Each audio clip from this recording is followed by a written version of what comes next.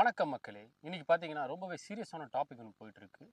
தமிழ்நாட்டில் மட்டும் இல்லை, ஆந்திர பிரதேஷ், ஹைதராபாத், தெலுங்கானா இந்த ஸ்டேட்ஸுமே ரொம்ப சீரியஸாக இந்த விஷயம் போயிட்டுருக்கு. 10 வயசு பெண் குழந்தைய வந்து மர்டர் பண்ணிட்டாங்க. அது யாருன்னு கண்டுபிடிக்க முடியாமல் ஹைதராபாத்தில் இருக்கிற மிக முக்கியமான போலீஸ் ஆஃபீஸர்ஸ், அது இல்லாமல் ஒரு 5 ஸ்பெஷல் ஃபோர்ஸஸ் எல்லாருமே தேடிட்டு இருக்காங்க. யார் அந்த குழந்தைய கொன்னது அப்படின்றது. அதுதான் கடந்த 5 நாளாக போயிட்டுருக்கு. ஆகஸ்ட் 18 அன்னைக்கு இந்த மர்டர் நடந்திருக்கு. எங்கன்னு பார்த்தீங்கன்னா ஹைதராபாத்தில். அட் ப்ரெசண்ட் வரைக்கும் என்ன நடந்திருக்குன்றதை நான் உங்களுக்கு ஷேர் பண்ணுறேன். அடல்சன்ஸ் வெப் சீரிஸில் வர மாதிரி நிறைய வெப் சீரியஸில் இந்த மாதிரி க்ரைம் சீன்ஸ்லாம் நம்ம பார்த்துருப்போம்.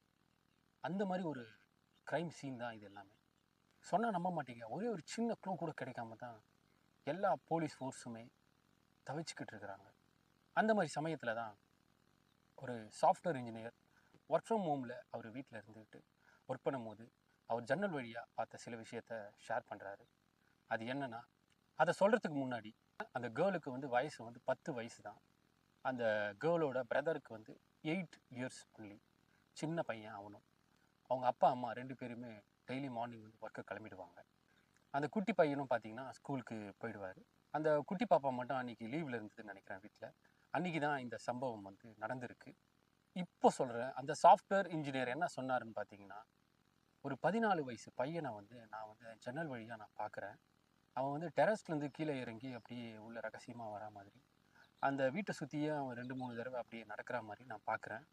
அப்புறம் அவன் அங்கேருந்து வெளியே திருப்பியும் ஜம்ப் பண்ணி வெளியே வரதையும் நான் பார்க்குறேன். அந்த வீட்டுக்குள்ளே போகிறதையும் நான் பார்க்குறேன், வெளியே வரதையும் பார்க்குறேன்றத இவர் தெளிவாக வந்து சொல்கிறாரு. இந்த க்ளூவை வச்சு தான் வந்து போலீஸார் விசாரணையை ஸ்டார்ட் பண்ணுறாங்க. அந்த 14 வயசு பையன், பக்கத்து வீட்டு பையனை கூப்பிட்டு விசாரிக்கிறாங்க. அவன் சொல்கிறான், நான் இந்த தப்புலாம் நான் பண்ணலைன்றதை முதல்ல சொல்கிறான். எனக்கு எதுவுமே தெரியாது, எனக்கு அவன் ஃப்ரெண்டு தான். அந்த 8 வயசு பையன்கிட்ட போயிட்டு நான் வந்து ஆறுதல்லாம் சொன்னேன் அந்த குழந்தை இறந்ததுக்கு அப்படின்லாம் சொல்கிறான். இந்த பையன் வந்து ஆக்சுவலாக அவங்களுக்கு ஃப்ரெண்ட்ஸ் தான் போல். அந்த குட்டி பசங்க கூட இவனும் வந்து விளையாடுவாங்கல்ல. அப்படி இருக்கிற பட்சத்தில் இந்த சம்பவம் எப்படி அந்த 14 வயசு பையன் பண்ணியிருக்க முடியும் அப்படின்றது போலீஸ்க்குமே ஒரு கேள்வியாக தான் இருந்தது. இருந்தாலுமே நமக்கு கிடைச்ச க்ளூ படி அந்த 14 வயசு பையனை தான் நம்ம திருப்பியுமே விசாரிச்சாகணுன்றதுனால அவங்க அடுத்த கட்ட விசாரணையை தொடங்குறாங்க. திரும்பவும் அந்த விசாரணையை தொடங்கும் போது அந்த 14 வயசு பையனை ரொம்பவும் ஸ்ட்ராங்காக கொஷின் பண்ணுறாங்க. அப்பயுமே அவன் வந்து ரிப்ளை கொடுக்கல.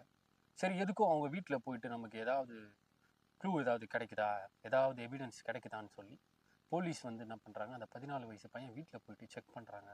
அப்போ தான் நமக்கு ஒரு விஷயம் கிடைக்குது.